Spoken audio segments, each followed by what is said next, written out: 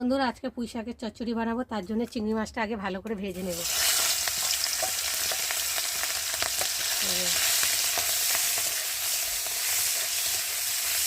চিংড়ি মাছ ভাজা হয়ে গেছে, আর এখন আমি চিংড়ি মাছগুলোকে তুলে নেব।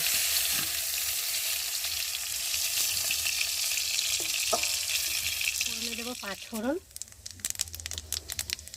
তারপর দেবো পেঁয়াজ কুচি, তারপর দেবো কটা কাঁচা লঙ্কা দিয়ে ভালো করে ভেজে নেবো পেঁয়াজটা।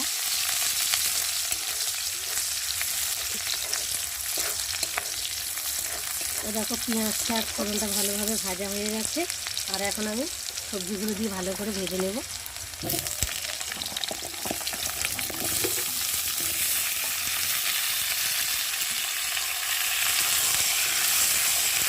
সবজিটা ভাজা ভাজা হয়ে গেছে, আর এখন আমি স্বাদ মতো নুন দেবো, আর দেবো হলুদ গুঁড়ো, আর দেবো বাটা মশলা, জিরে বাটা আর আদা বাটা দিয়ে ভালো করে কষিয়ে নেব। আর চিংড়ি মাছগুলোকে দিয়ে দেবো,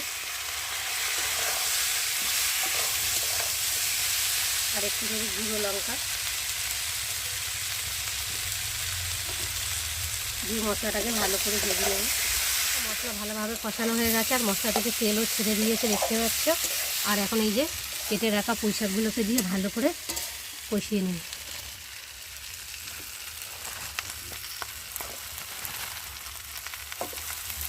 নেড়ে দিই, তলাতে যাতে না লাগে।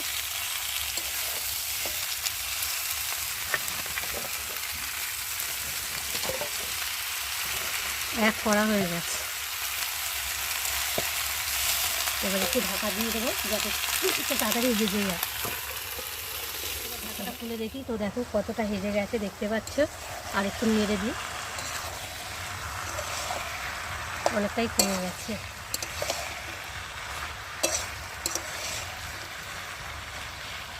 একটু নেড়ে দিলাম, দিয়ে আবার ঢাকা দিয়ে বন্ধুরা ভালো করে কষিয়ে নিয়েছি। আর দেখি ডাঁটাগুলো গলে গেছে কিনা, একটু শক্ত আছে। আর এবং অল্প করে জল দিয়ে দেবো,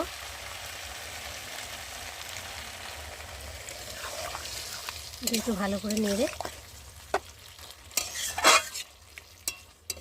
ঢাকা দিয়ে দেবো। কুমড়োগুলো প্রায় সেদ্ধ হয়ে গেছে, আলু কুমড়ো সিমগুলো, ডাঁটাটা একটু শক্ত তো ওই জন্য একটু জল দিয়ে দিলাম।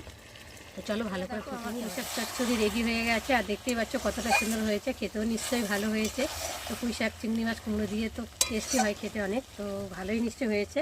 আর এখন আমি নামাবার আগে একটু স্বাদ মতো চিনি দেবো, চিনি দিলে কি আর স্বাদ হয়, খেতে ভালো লাগে। তো একটু ভালো করে নেড়ে দেবো।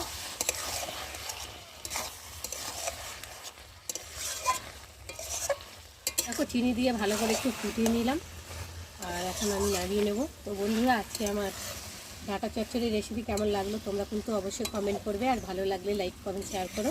আর আমার চ্যানেলে যদি নতুন হয়ে থাকো চ্যানেলটাকে সাবস্ক্রাইব করো। তো চলো আমি এখন ঢেলে নিই, এদিকে আমি ঢালতে থাকি আর তোমরা আমার চ্যানেলটাকে সাবস্ক্রাইব করতে থাকো।